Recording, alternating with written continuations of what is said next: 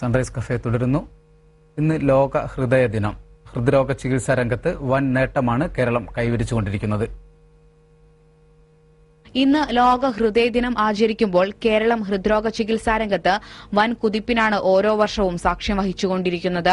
2003 നടന്ന ആദ്യ ഹൃദയ മാറ്റിവയ്ക്കൽ ശസ്ത്രക്രിയയിൽ തുടങ്ങി ആകാശമാർഗം ഹൃദയം എത്തിച്ചു നടത്തിയ ശസ്ത്രക്രിയ വരെ എത്തിനിൽക്കുന്നു ഹൃദ്രോഗ ചികിത്സാ രംഗത്ത് കേരളം കൈവരിച്ച നേട്ടങ്ങൾ. വ്യോമസേനയുടെ എയർ ആംബുലൻസ് അഡ്വക്കേറ്റ് നീലകണ്ഠ ശർമ്മയുടെ ഹൃദയവുമായി തിരുവനന്തപുരത്തു നിന്നും 40 മിനിറ്റുകൾക്കുള്ളിൽ കൊച്ചിയിലെത്തിയതോടെ കേരളത്തിന്റെ ആരോഗ്യരംഗത്ത് അതൊരു നാഴികക്കല്ലായി മാറുകയായിരുന്നു. ഇതിനു പുറമെ ഹൃദയ സംബന്ധമായ ശസ്ത്രക്രിയകൾക്ക് കേരളത്തിലുള്ള ചിലവുകളും കുറഞ്ഞുവരുന്ന സാഹചര്യമാണ് ഇപ്പോഴുള്ളത്. കഴിഞ്ഞ മാസം കോട്ടയം മെഡിക്കൽ കോളേജിൽ നടന്ന ഹൃദയ മാറ്റിവയ്ക്കൽ ശസ്ത്രക്രിയ ഇതിന് ഉദാഹരണമാണ്. സ്വകാര്യ ആശുപത്രികളിൽ വൻതുക ചിലവ് വരുമ്പോൾ കേരളത്തിലെ സർക്കാർ ആശുപത്രി കൈവരിച്ച നേട്ടം സാധാരണക്കാരന് വളരെയധികം ആശ്വാസമേകുന്നതാണ്. ഹൃദ്രോഗ ചികിത്സാ രംഗത്ത് കേരളം കൈവരിച്ച നേട്ടങ്ങളിൽ ഒഴിച്ചുകൂടാനാകാത്ത ഒന്നാണ് ഡോക്ടർ ജോസ് ചാക്കോ പിരിയപ്പുറത്തിന്റെ സംഭാവനകൾ. കേരളത്തിൽ ആദ്യമായി നടത്തിയ ഹൃദയ മാറ്റിവയ്ക്കൽ ശസ്ത്രക്രിയയ്ക്ക് നേതൃത്വം നൽകിയത് ജോസ് ചാക്കോ പെരിയപ്പുറമാണ്.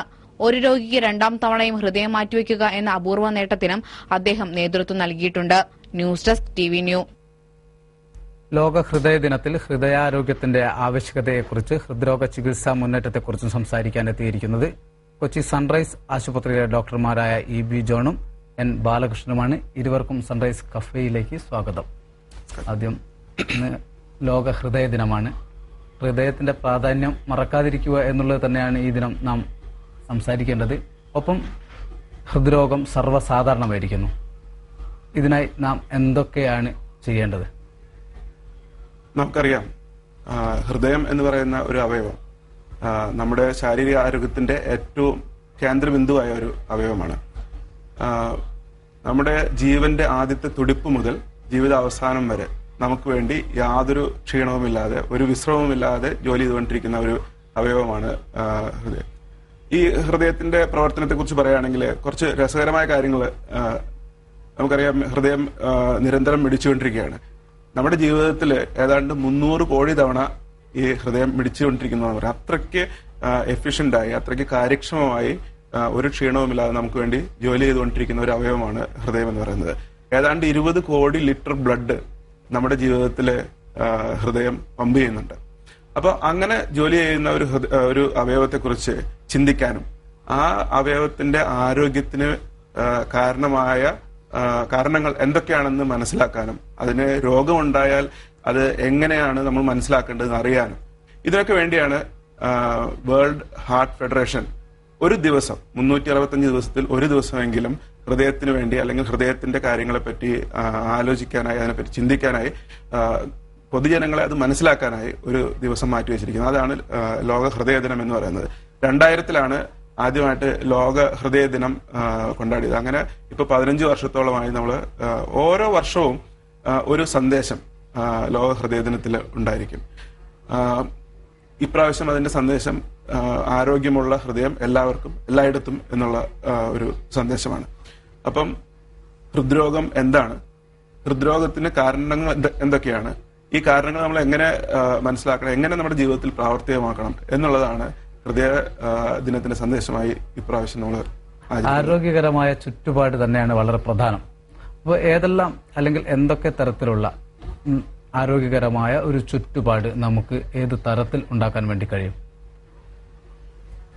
ഹൃദ്രോഗത്തിന് പ്രധാനപ്പെട്ട കാരണങ്ങൾ ഏതൊക്കെയാണെന്ന് ഇന്ന് എല്ലാവർക്കും അറിയാം.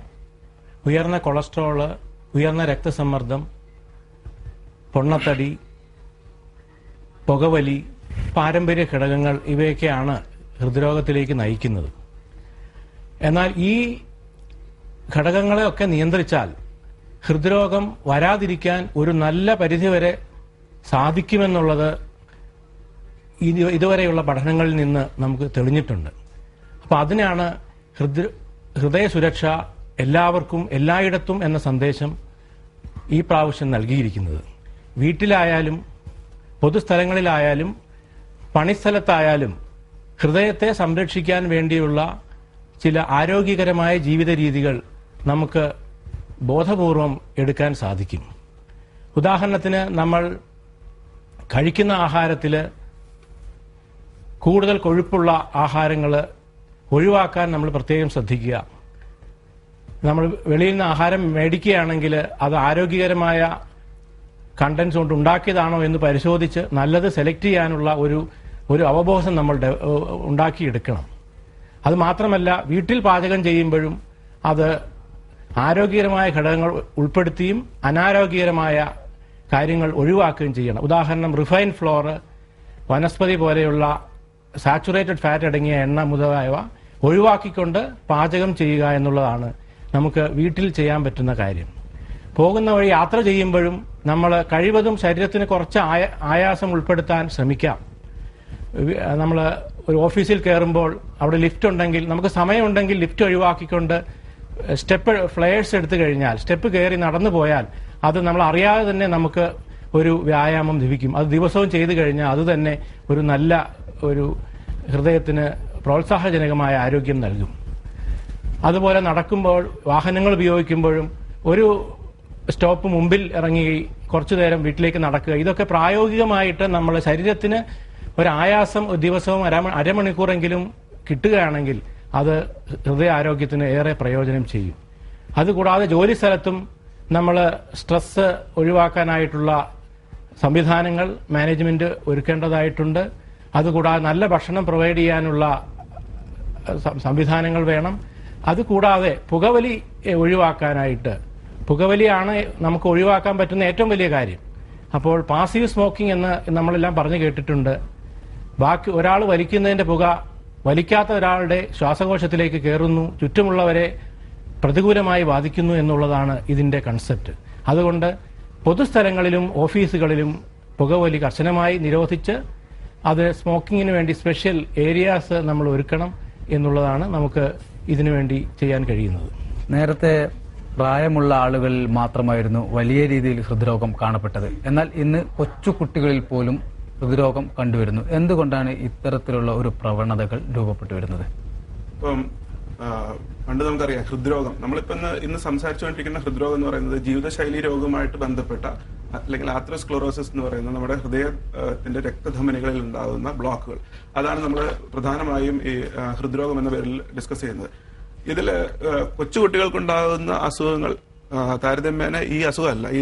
യൂഷ്വലി അത് കഞ്ചനറ്റൽ ഹാർട്ട് ഡിസീസ് അല്ലെങ്കിൽ ജന്മനാൽ ഉണ്ടാകുന്ന അസുഖങ്ങളാണ്. എന്നാൽ മുമ്പ് 50-ാം വയസ്സിനോ അല്ലെങ്കിൽ 60 വയസ്സിനോ ശേഷം ഉണ്ടാകുന്ന ഈ ജീവിതശൈലി രോഗങ്ങൾ അല്ലെങ്കിൽ ആത്രോസ്ക്ലെറോസിസ് ഇപ്പോൾ 30 വയസ്സിലും 40 വയസ്സിലും കണ്ടു തുടങ്ങിയിരിക്കുന്നു.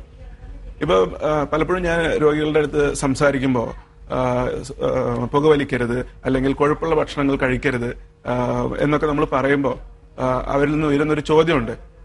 പുകവലിക്കുന്ന ആൾക്കാർക്ക് പലപ്പോഴും രോഗം ഉണ്ടാകുന്നില്ലല്ലോ, അല്ലെങ്കിൽ 80 വയസ്സ് വരെയും പുകവലിച്ചിട്ട് രോഗം ഉണ്ടാകുന്നില്ലല്ലോ, ഞാൻ ഒട്ടും പുകവലിക്കുന്നില്ല, വെജിറ്റേറിയൻ മാത്രമേ കഴിക്കുന്നുള്ളൂ, എന്ന് എക്സസൈസ് ചെയ്യുന്നുണ്ട്, എന്നിട്ടും എനിക്കെന്തുകൊണ്ട് ഹൃദ്രോഗം ഉണ്ടായി? ഇതിന്റെ ഈ കാരണങ്ങൾ നമ്മൾ അനലൈസ് ചെയ്യുമ്പോഴാണ് നമുക്ക് മനസ്സിലാകുന്നത് ഈ ഹൃദ്രോഗത്തിന്റെ കാരണങ്ങളിൽ നമുക്ക് മോഡിഫൈ ചെയ്യാൻ പറ്റുന്ന അല്ലെങ്കിൽ നമ്മുടെ നിയന്ത്രണത്തിൽ നിൽക്കുന്ന ചില കാരണങ്ങളുണ്ട്, നമ്മുടെ നിയന്ത്രണത്തിന് അതീതമായ ചില കാരണങ്ങളുണ്ട്. അപ്പോൾ പാരമ്പര്യം, നമുക്ക് ഈ രോഗം ഉണ്ടാകാനുള്ള സാധ്യത പാരമ്പര്യമായിട്ടുണ്ടെങ്കിൽ അത് ഉണ്ടാകാനുള്ള സാധ്യത നമ്മൾ ചിലപ്പോൾ 40 വയസ്സിലോ 30 വയസ്സിലോ ഉണ്ടായേക്കാം. എന്നാൽ ഒരു വംശീയമായ ഒരു കാര്യമുണ്ട്. അതായത് ഇപ്പം ചില വംശങ്ങളിൽ, ചില പർട്ടിക്കുലർ റേസുകളിൽ ഹൃദ്രോഗം ഉണ്ടാകാനുള്ള സാധ്യത കൂടുതലാണ്. പല പഠനങ്ങളും സൂചിപ്പിക്കുന്നത് ഇന്ത്യയിൽ, പ്രത്യേകിച്ച് സൗത്ത് ഇന്ത്യയിൽ ഹൃദ്രോഗം ഉണ്ടാകാനുള്ള സാധ്യത പാരമ്പര്യമായിട്ട് കൂടുതലുണ്ടെന്നാണ്. അപ്പൊ ഇങ്ങനെ ചില കാര്യങ്ങൾ നമ്മുടെ കൺട്രോളിലല്ല, പക്ഷെ കൺട്രോളിലാക്കാവുന്ന, ഡോക്ടർ സൂചിപ്പിച്ചതുപോലെ കൺട്രോളിലാക്കാവുന്ന പല കാര്യങ്ങളുണ്ട്. അതിൽ ഏറ്റവും പ്രധാനപ്പെട്ടതാണ് പുകവലി. അതുകൂടാതെ പ്രമേഹം, രക്താതിസമ്മർദ്ദം, നമ്മുടെ ഭക്ഷണ രീതി, നമ്മൾ ആരോഗ്യകരമായ ഒരു ഭക്ഷണ രീതി പണ്ട് നമുക്കുണ്ടായിരുന്നു, നമ്മുടെ കേരളത്തിലുണ്ടായിരുന്നു. ഇപ്പോ നമ്മുടെ ജീവിതശൈലിയും നമ്മുടെ തൊഴിൽ രംഗത്തുള്ള നമ്മുടെ മുന്നേറ്റവും നമ്മുടെ സാമ്പത്തിക മുന്നേറ്റവും എല്ലാം കൊണ്ട് നമ്മൾ ഭക്ഷണത്തിന്റെ കാര്യത്തിൽ ശ്രദ്ധിക്കാതായിരിക്കുന്നു. നമ്മൾ നമ്മുടെ പരമ്പരാഗതമായ ഭക്ഷണ രീതിയിൽ നിന്നും മാറി നമ്മളിപ്പോ വളരെ എളുപ്പത്തിൽ കിട്ടുന്ന ഫാസ്റ്റ് ഫുഡ്, അല്ലെങ്കിൽ ഈ ഫാസ്റ്റ് ഫുഡിന്റെയൊക്കെ പ്രശ്നം എന്താണെന്ന് വെച്ച് കഴിഞ്ഞാൽ ഇതിൽ ഉപയോഗിക്കുന്ന കാർബോഹൈഡ്രേറ്റ്സ് വളരെ റിഫൈൻഡ് ആയിട്ടുള്ള കാർബോഹൈഡ്രേറ്റ്സ് ആണ്. അതുപോലെ തന്നെ ഇതിൽ കൊഴുപ്പിന് വേണ്ടി ചേർക്കുന്ന എണ്ണകൾ, വനസ്പതി പോലെയുള്ള എണ്ണകൾ, ഇതെല്ലാം ആരോഗ്യത്തിന് ഹാനികരമായ ഭക്ഷണ പദാർത്ഥങ്ങളാണ്. നേരത്തെ സൂചിപ്പിച്ച കുട്ടികളിൽ കുട്ടികളിലാണ് നമ്മൾ ഹൃദയാരോഗ്യത്തിലെ ഏറ്റവും പ്രാധാന്യം കൊടുക്കേണ്ടത്. നമുക്കറിയാം പല പഠനങ്ങളും വെസ്റ്റേൺ കൺട്രീസിലുള്ള പല പഠനങ്ങളും സൂചിപ്പിച്ചിട്ടുണ്ട്, കുട്ടികളിൽ അമിതവണ്ണം ഉണ്ടെങ്കിൽ അവർക്ക് പ്രമേഹം ഉണ്ടാകാനും ഭാവിയിൽ അവർക്ക് ഹൃദ്രോഗം ഉണ്ടാകാനുള്ള സാധ്യത വളരെ കൂടുതലാണെന്ന്. ഇന്ന് സ്കൂളുകളിലെ പഠനഭാരവും മുൻപന്തിയിലെത്താനുള്ള പേരൻസിന്റെയും ടീച്ചേഴ്സിന്റെയും സ്റ്റുഡൻസിന്റെ തന്നെയും ആഗ്രഹവും കാരണം പലപ്പോഴും കുട്ടികൾക്ക് കളിക്കാൻ സമയമില്ല. കളിക്കാൻ സമയമുണ്ടെങ്കിൽ തന്നെ അത് ഇൻഡോർ ഗെയിംസിലോ അല്ലെങ്കിൽ കമ്പ്യൂട്ടറിന് മുന്നിലോ ആയി പോകുന്നു. കമ്പ്യൂട്ടറിന് മുന്നിലിരുന്ന് വീഡിയോ ഗെയിംസ് കളിക്കുന്ന കുട്ടികൾ അവരുടെ ഭാവി തന്നെയാണ് നശിപ്പിക്കുന്നത്. കമ്പ്യൂട്ടർ വേണ്ട എന്നല്ല, വീഡിയോ ഗെയിംസ് വേണ്ട എന്നല്ല, ഇതിനെല്ലാം അതിൻ്റെതായ പ്രാധാന്യമുണ്ട്. പക്ഷേ അത് അമിതമായി കഴിയുമ്പോൾ നമുക്ക് നമ്മുടെ ഒരു സന്തുലിതമായ വ്യായാമമാണ് നഷ്ടപ്പെടുന്നത്. അപ്പോൾ ഇന്ന് ഈ ഹൃദയ ദിനത്തില് നമുക്ക് ഒരു കാര്യത്തിലെങ്കിലും ഒരു തീരുമാനം എടുത്താൽ നന്നായിരിക്കും. നമ്മുടെ ഭാവി തലമുറയ്ക്ക് ഹൃദ്രോഗം കുറയ്ക്കാനായിട്ട് നമ്മുടെ കുട്ടികൾ 1 മണിക്കൂറെങ്കിലും പുറത്തുപോയി കളിക്കട്ടെ. പുറത്തുള്ള വ്യായാമം ഹൃദ്രോഗത്തിന്റെ പ്രതിരോധത്തിലും അല്ലെങ്കിൽ നല്ല ഹൃദയാരോഗ്യം ഉണ്ടാക്കുന്നതിനും ഒരു വലിയ പങ്ക് വഹിക്കുന്നു എന്ന് WHO പല പഠനങ്ങളും ഉണ്ട്. ഇന്ന് WHO റെക്കമെൻഡ് ചെയ്യുന്നത് ഒരു കുട്ടി അല്ലെങ്കിൽ ഒരു യുവാവ് ഒരു ദിവസത്തിൽ 1 മണിക്കൂറെങ്കിലും പുറത്തുപോയി കായിക പ്രവർത്തനങ്ങളിൽ ഏർപ്പെടണമെന്നുള്ളതാണ്. അപ്പോൾ നമ്മുടെ ജീവിതശൈലിയിൽ നമ്മൾ മാറ്റങ്ങൾ വരുത്തേണ്ടിയിരിക്കുന്നു. അത് വളരെ പ്രായോഗികമായ രീതിയിൽ ഡോക്ടർ ബാലകൃഷ്ണൻ സൂചിപ്പിച്ചതുപോലെ നമ്മുടെ ജീവിതത്തിന്റെ ഭാഗമാക്കി മാറ്റാൻ നമ്മൾ ശ്രദ്ധിക്കണം. പ്രതിരോധ രംഗത്ത് കേരളം വലിയ മുന്നേറ്റങ്ങളിലെത്തി. പിന്നെ ഒരാളിൽ തന്നെ 2 തവണ ഹൃദയമാറ്റം സാധ്യമാവുകയും ചെയ്തു.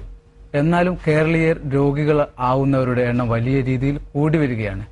നമ്മൾ ഇത്തരത്തിലൊക്കെ സംസാരിക്കുമ്പോൾ പോലും അത് ഒരു ദിവസത്തെ അല്ലെങ്കിൽ അരമണിക്കൂറിൽ അല്ലെങ്കിൽ 1 മണിക്കൂറിലെ ചർച്ച മാത്രമായി ഒതുങ്ങിപ്പോകുന്നു. ഇത് ഒരു വലിയ രീതിയിലുള്ള ബോധവൽക്കരണം ഇപ്പോഴും സാധ്യമായിട്ടുണ്ടോ? തീർച്ചയായും നമ്മൾ പല കാര്യങ്ങളിലും വിദേശ രാജ്യങ്ങളോടൊപ്പം തന്നെ എത്തി നിർത്തുകയാണ്. മൊബൈൽ ഫോണിന്റെ ഉപയോഗം, കണക്ടിവിറ്റി, ഇന്റർനെറ്റ്, ഗതാഗത സൗകര്യങ്ങൾ, സാക്ഷരത, ഇതിലെല്ലാം നമ്മൾ വളരെ മുമ്പിലാണ്. പക്ഷേ ആരോഗ്യ സാക്ഷരതയുടെ കാര്യത്തിൽ നമ്മൾ അത്ര മുമ്പിലാണ് എന്ന് നമുക്ക് അവകാശപ്പെടാൻ കഴിയില്ല. അതായത് എന്തുകൊണ്ട് ഈ പ്രശ്നങ്ങൾ ഉണ്ടാകുന്നു എന്ന് മനസ്സിലാക്കി സ്വന്തം ജീവിതത്തിലും സ്വന്തം കുടുംബത്തിലും അത് പ്രാവർത്തികമാക്കുന്ന കാര്യത്തിൽ മലയാളി വളരെ പുറകിലാണ്. അതിന് 1-2 ഉദാഹരണങ്ങൾ നമ്മൾ ചൂണ്ടിക്കാണിക്കാൻ കഴിയും. ഇപ്പോൾ ഇന്ന് നല്ലപോലെ അധ്വാനിക്കുന്ന ഒരു മലയാളിയുടെ അല്ലെങ്കിൽ ഒരാളുടെ ആഹാരം എന്ന് പറയുന്നത് നമ്മുടെ ജോലി ചെയ്ത് കഴിഞ്ഞാൽ പൊറോട്ടയും ബീഫും പോയി കഴിക്കും, നമ്മുടെ ആ എനർജി കിട്ടാൻ വേണ്ടി. ഈ കോമ്പിനേഷൻ എന്ന് പറയുന്നത് വളരെ അനാരോഗ്യകരമാണ്. ഇത്രയും നേരം വ്യായാമം ചെയ്തതിന്റെ പ്രയോജനം ആ ഒറ്റ 10 മിനിറ്റ് കൊണ്ട് മാറിക്കിട്ടും. ആ റിഫൈൻഡ് ഫ്ലോർ എന്ന് പറയുന്ന മൈദ ആരോഗ്യത്തിന് വളരെ ഹാനികരമാണ്. അത് നമ്മുടെ എല്ലാ ബേക്കറി ഐറ്റങ്ങളുടെയും അടിസ്ഥാന ഘടകമാണ്. അപ്പൊ റിഫൈൻഡ് ഫ്ലോർ ഉപയോഗിച്ചുള്ള ആഹാര സാധനങ്ങൾ വർജിക്കുന്ന കാര്യത്തിൽ നമ്മൾ ഇന്നും വളരെ പുറകിലാണ്. ഇപ്പൊ പൊറോട്ട തന്നെ ഇപ്പൊ നമുക്ക് വീറ്റ് പൊറോട്ട എന്ന് പറഞ്ഞ ആരോഗ്യത്തെ പറ്റി അവബോധമുള്ളവര് അതിലേക്ക് മാറി തുടങ്ങിയിട്ടുണ്ട്. അതുപോലെ നമ്മളിത് മനസ്സിലാക്കി ഈ ബ്രാനോടുകൂടിയുള്ള തവിടോടുകൂടിയുള്ള ഫ്ലോർ കൊണ്ടുള്ള ആഹാര സാധനത്തിലേക്ക് നമ്മൾ മാറണം. പിന്നെ എന്ത് പറഞ്ഞാലും നമുക്ക് ഒരു കോൺട്രവേഴ്സിയാണ്, എല്ലാത്തിനെ പറ്റിയും അഭിപ്രായ വ്യത്യാസങ്ങളാണ്. ഇപ്പോൾ ആഹാരത്തിലെ ഏത് എണ്ണ ഉപയോഗിക്കാം, ഇതിനെപ്പറ്റി ഒരു ചർച്ച നടത്തിയാൽ 100 അഭിപ്രായങ്ങൾ കാണും. പക്ഷെ ഒരു കാര്യം നമ്മൾ മനസ്സിലാക്കണം, ഏത് കൊഴുപ്പ് ഉപയോഗിച്ചാലും അത് അമിതമായാൽ അത് വിഷമായി മാറും. അത് ഇന്ത്യയിൽ നമ്മുടെ നാട്ടിൽ തന്നെയുള്ള വെളിച്ചെണ്ണയായാലും ഇറക്കുമതി ചെയ്ത പാമോയിലായാലും ഒരുപോലെ തന്നെയാണ്. അപ്പൊ ആഹാരത്തില് കൊഴുപ്പിന്റെ അംശം നമ്മൾ വളരെ കുറയ്ക്കേണ്ടിയിരിക്കുന്നു. എന്തുകൊണ്ടെന്ന് വെച്ചാൽ 2 കാരണങ്ങളാണ്. ഒന്ന്, നമ്മുടെ കാലാവസ്ഥ ട്രോപ്പിക്കൽ ക്ലൈമറ്റ് ആണ്. അതിന് ഊഷ്മാവ് നിലനിർത്താൻ അത്ര കൂടുതൽ ഊർജ്ജം ആവശ്യമില്ല. അതുകൊണ്ട് വിദേശ രാജ്യങ്ങളിൽ high fat diet, red meat ഉപയോഗിക്കുന്ന അതേ ഒരു പ്രവണത നമ്മൾ ഫാസ്റ്റ് ഫുഡ് ആകുമ്പോൾ ഇങ്ങോട്ട് ട്രാൻസ്ലേറ്റ് ചെയ്യുന്നത് നമ്മുടെ ആരോഗ്യത്തിന് ഒട്ടും നല്ലതല്ല. അതുപോലെ തന്നെ നമ്മൾ വ്യായാമത്തിന്റെ കാര്യത്തിൽ നമ്മൾ വിദേശ രാജ്യത്തിൽ പോയാൽ ഓടുന്ന, നമ്മൾ ഏത് സമയത്ത് നോക്കിയാലും റോഡിലുമൊക്കെ ആൾക്കാർ എക്സസൈസിന് വേണ്ടി നടക്കുകയും ഓടുകയൊക്കെ ചെയ്യുന്ന കാണാം. പക്ഷെ എത്രയൊക്കെ നമ്മൾ അവബോധങ്ങൾ നടത്തിയിട്ടും സ്വന്തം ജീവിതത്തിൽ ഒരു റെഗുലറായിട്ടുള്ള ഒരു വ്യായാമചര്യ വളർത്താൻ നമുക്ക് ഒട്ടും കഴിഞ്ഞിട്ടില്ല. കാരണം ഇപ്പോഴത്തെ ആ ഫാസ്റ്റ് ജീവിത ശൈലിയിൽ നമുക്ക് സമയമില്ല. ഒന്നുകിൽ നേരത്തെ പോകണം. പല IT മേഖലയിലും ആ ജോലിയുടെ ആ സമയം എന്ന് പറയുന്നത് നമുക്ക് നേരായ കാര്യങ്ങൾ ചെയ്യാൻ ഒന്നിനും സമയമില്ല. അത് സ്ട്രെസ് വളർത്തുന്നു, അത് ഹൃദ്രോഗത്തിനുണ്ടാക്കുന്നു. അതുകൊണ്ട് ആഹാരത്തിലും വ്യായാമത്തിലും ഉള്ള ശ്രദ്ധ പ്രായോഗികമായ ജീവിതത്തിൽ പകർത്താൻ മലയാള സമൂഹത്തിന് ഇന്നും കഴിഞ്ഞിട്ടില്ല എന്നുള്ളതാണ് ഈ അവസ്ഥയ്ക്ക് കാരണം. ഈ ഹൃദ്രോഗികളുടെ എണ്ണം എടുക്കുമ്പോൾ പുരുഷന്മാരെക്കാൾ ആനുപാതികമായി സ്ത്രീകളുടെ എണ്ണമാണ് കൂടുതൽ. ഈ കൊഴുപ്പ് തന്നെയാണോ സ്ത്രീകളുടെ എണ്ണം രോഗികളെ വർദ്ധിക്കാൻ ഇടയാക്കുന്നത്? സ്ത്രീകളുടെ, അതായത് സ്ത്രീകൾക്കാണ് കൂടുതൽ എന്ന് പറയുന്നത് സ്റ്റാറ്റിസ്റ്റിക്കലി ശരിയല്ല. കാരണം ഒരു പ്രത്യേക വയസ്സ് വരെ, അതായത് ആർത്തവ വിരാമം വരെ ഹൃദ്രോഗത്തിന്റെ സാധ്യത സ്ത്രീകൾക്ക് കുറവാണ്, ഏകദേശം പകുതിയോളം കുറവാണ്. പക്ഷേ ആ ഹോർമോണിന്റെ പ്രൊട്ടക്റ്റീവ് എഫക്റ്റ് ആ സമയത്ത് തീർന്നു കഴിഞ്ഞാൽ അത് ക്യാച്ചപ്പ് ചെയ്യുന്നു, അത് പുരുഷന്മാരോടൊപ്പം എത്തുന്നു. ഒരു പക്ഷെ അതിലേറെ എത്താൻ കാരണം നമ്മൾ സ്ത്രീകൾക്ക് അസുഖം വന്നാൽ അത് പ്രസന്റ് ചെയ്യാൻ, അത് ആശുപത്രിയിൽ പോകാനും ബന്ധുക്കളോട് പറയാനും തന്നെ ഒരു വിസമ്മതം കാണിക്കും. അത് പറഞ്ഞാൽ തന്നെ അതിന് വേണ്ട ചികിത്സ കൊടുക്കാൻ ഒരു പുരുഷനെ കൊണ്ടുപോയി കാണിക്കുന്ന അത്രയും ശുഷ്കാന്തി കുടുംബക്കാര് അല്ലെങ്കിൽ വീട്ടുകാര് ഒരു സ്ത്രീയെ കാണിക്കുന്നില്ല എന്നുള്ള ഒരു ലിംഗവ്യത്യാസം തീർച്ചയായിട്ടും നമ്മുടെ സമൂഹത്തിലുണ്ട്. പക്ഷേ ആ സ്റ്റേജ് കഴിഞ്ഞാൽ സ്ത്രീകൾക്കും പുരുഷനും ഉള്ള സാധ്യതകൾ ഏതാണ്ട് ഒരുപോലെ ആവുകയാണ് ചെയ്യുന്നത്. അപ്പോൾ ലോകത്തെല്ലായിടത്തും സ്ത്രീകൾ ഒരു കംപ്ലീറ്റ് കെയറിലേക്കും കംപ്ലീറ്റ് ക്യൂറിലേക്കും എത്തുന്നത് താരതമ്യേന കുറവാണ്. അതൊരു ലോകത്തെല്ലായിടത്തുമുള്ള ഒരു പ്രതിഭാസമാണ്. ഈ പലപ്പോഴും രോഗം വന്നതിന് ശേഷമാണ് നമ്മൾ അറിയാറുള്ളത്, രോഗികൾ പലപ്പോഴും അതിന് ശേഷമാണ് അറിയാം. പക്ഷെ എന്തൊക്കെയാണ് ഹൃദ്രോഗത്തിന്റെ പ്രധാന ലക്ഷണങ്ങൾ? ഇപ്പം രോഗം കണ്ടുപിടിക്കാൻ ആണ് നമ്മൾ പലപ്പോഴും ടെസ്റ്റുകളൊക്കെ ചെയ്യുന്നത്. ഇപ്പൊ രോഗികളുടെ ഇടയിൽ അല്ലെങ്കിൽ ജനങ്ങളുടെ ഇടയിൽ ഒരു ഇതുണ്ട്, എന്തിനാ വെറുതെ ടെസ്റ്റ് ചെയ്തിട്ട്, ഈ ടെസ്റ്റ് ചെയ്ത് കഴിഞ്ഞാൽ എന്തെങ്കിലും കണ്ടുപിടിക്കും, പിന്നെ അതിന്റെ ട്രീറ്റ്മെന്റ് ആയി ഭയങ്കര ചെലവുകളായി. ഈ ഒരു മനസ്ഥിതി മാറണം. കാരണം പല രോഗങ്ങളും, നമ്മളെ ഏത് രോഗം എടുത്താലും ഈ രോഗങ്ങളൊക്കെ തുടങ്ങുന്നത് വളരെ ചെറിയ രീതിയിലാണ്. അതിൽ നിന്ന് ഈ രോഗം പതുക്കെ നമ്മുടെ ശരീരത്തിൽ വ്യാപിക്കുന്നു, അല്ലെങ്കിൽ അതിന്റെ കാഠിന്യം കൂടുന്നു. അവസാനം ഇത് ട്രീറ്റ്മെന്റ് വേണ്ട ഒരു രീതിയിലേക്ക്, അല്ലെങ്കിൽ ഇപ്പോൾ ഹൃദ്രോഗത്തിന്റെ കാര്യം പറയുകയാണെങ്കിൽ ഒരു ആൻജിയോപ്ലാസ്റ്റിയോ ഒരു ബൈപ്പാസ് ഓപ്പറേഷനോ വേണ്ട രീതിയിലേക്ക് ആ രോഗം മൂർച്ഛിക്കുന്നു. ഇത്രയും ഇതിന്റെ ഇടയിൽ വളരെയധികം സമയമുണ്ട്. ഒരു 10-15 വർഷത്തോളം ചിലപ്പോൾ ഇതിന്റെ ഇടയിൽ ഉണ്ടായിരിക്കും. അപ്പൊ രോഗം തുടങ്ങുന്ന ആ സമയത്ത് തന്നെ നമുക്കിത് കണ്ടുപിടിക്കാൻ പറ്റുകയാണെങ്കിൽ ആ രോഗത്തെ വളരെ ഫലപ്രദമായ രീതിയിൽ നമുക്ക് ചികിത്സിക്കാൻ പറ്റും. ഈ രോഗം അടുത്ത സ്റ്റേജിലേക്ക് പോവാതെ നമുക്ക് തടഞ്ഞു നിർത്താനും പറ്റും.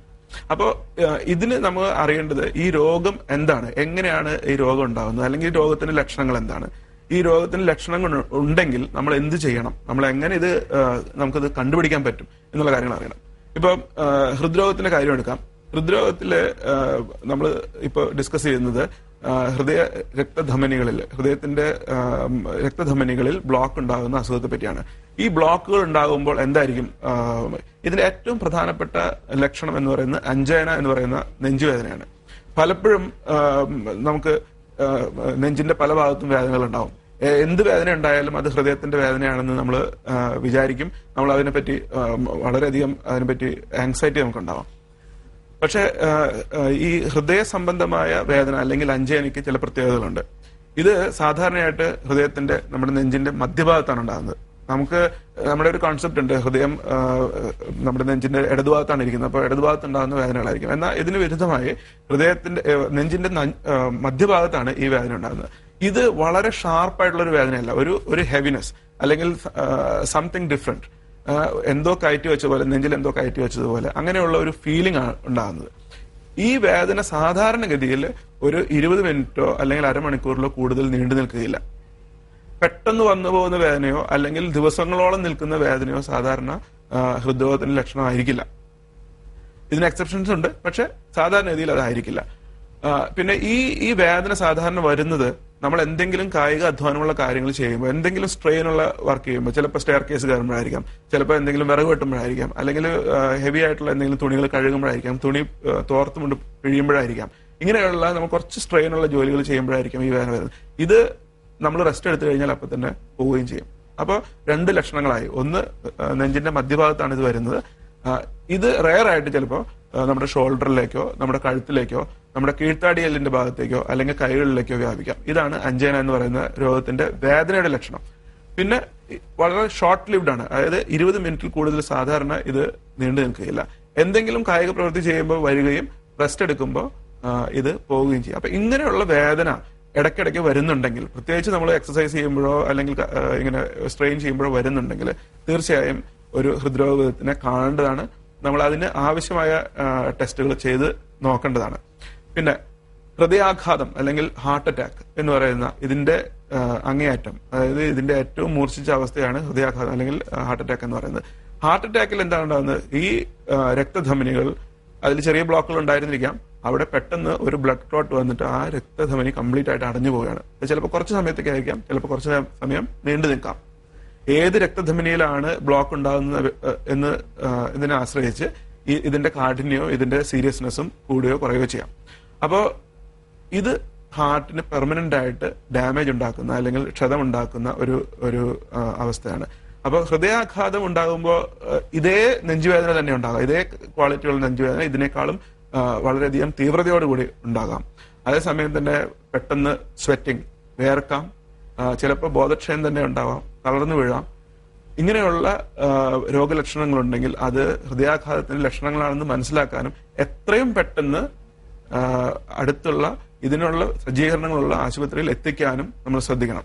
കാരണം ഇതിന്റെ ട്രീറ്റ്മെന്റിന്റെ ഇഫക്റ്റീവ്നെസ് അല്ലെങ്കിൽ അതിന്റെ ഏറ്റവും കാര്യക്ഷമമായ ട്രീറ്റ്മെന്റ് നമുക്ക് നൽകാൻ സാധിക്കുന്നത് ഹൃദയാഘാതം വന്ന് ആദ്യത്തെ കുറച്ച് മിനിറ്റുകളിലാണ് അല്ലെങ്കിൽ ആദ്യത്തെ മണിക്കൂറിലാണ്. ഇതിനാണ് ഗോൾഡൻ അവർ എന്ന് പറയുന്നത്.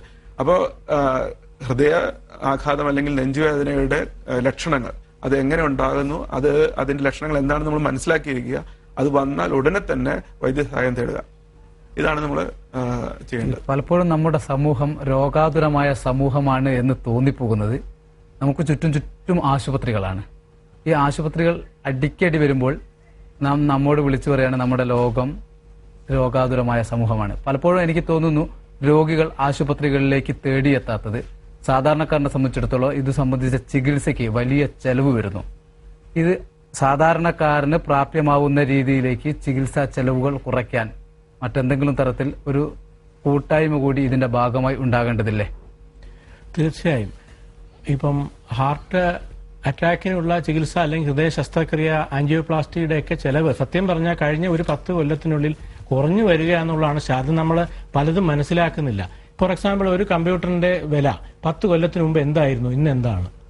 അത് വളരെയധികം കുറഞ്ഞിട്ടുണ്ട്. അതുപോലെ തന്നെ ഈ ഹൃദയ ശസ്ത്രക്രിയയുടെയും ആൻജിയോപ്ലാസ്റ്റിയുടെയും ചെലവ് ഒരു 10 കൊല്ലത്തെ അപേക്ഷിച്ച് ഇന്ന് കുറവാണെന്നുള്ളതാണ് സാധ്യം. ഇവിടെ ലോകത്ത് ഇപ്പം കേരളത്തിൽ ആദ്യമായിട്ട് ബൈപ്പാസ് ശസ്ത്രക്രിയയൊക്കെ തുടങ്ങിയ സമയത്ത് കേരളത്തിൽ ആകെ ഒരു ആശുപത്രി ഉണ്ടായിരുന്നുള്ളൂ, ശ്രീചിത്ര. അപ്പൊ അന്ന് ഇവിടെ രോഗമുള്ളവർ അവിടെ രജിസ്റ്റർ ചെയ്ത് ക്യൂ നിൽക്കുകയാണ്. എന്നിട്ട് പലപ്പോഴും ശ്രീചിത്രയിൽ നിന്ന് ലെറ്റർ വരുമ്പോഴത്തേക്ക് രോഗി അവിടെ ഇല്ല, രോഗി മരിച്ചു കഴിഞ്ഞിരിക്കും. അപ്പം ഹൃദയ ശസ്ത്രക്രിയയ്ക്ക് അല്ലെങ്കിൽ ഹൃദയത്തിന്റെ അസുഖങ്ങൾ എത്രയും പെട്ടെന്ന് ചികിത്സിക്കാനുള്ള സംവിധാനങ്ങൾ ഡീസെൻട്രലൈസ് ചെയ്ത് എല്ലാ ജില്ലാ ആസ്ഥാനങ്ങളിലും എല്ലാ താലൂക്ക് ആസ്ഥാനങ്ങളിലും വരുന്നത് ഒരു ശുഭ കാര്യമായിട്ടാണ് നമ്മൾ കാണേണ്ടത്. കാരണം നമ്മൾ ക്യൂ നിൽക്കുന്നതാണ് നല്ലതെന്നുള്ളൊരു ചിന്താഗതി നമുക്ക് വരാൻ പാടില്ല. അതായത് എത്രയും പെട്ടെന്ന് ചികിത്സിക്കുക എന്നുള്ളതാണ് അതിന്റെ ട്രീറ്റ്മെന്റ്. അപ്പോൾ എത്രയും പെട്ടെന്ന് ചികിത്സിക്കാനുള്ള സംവിധാനങ്ങൾ ഒരുക്കണം.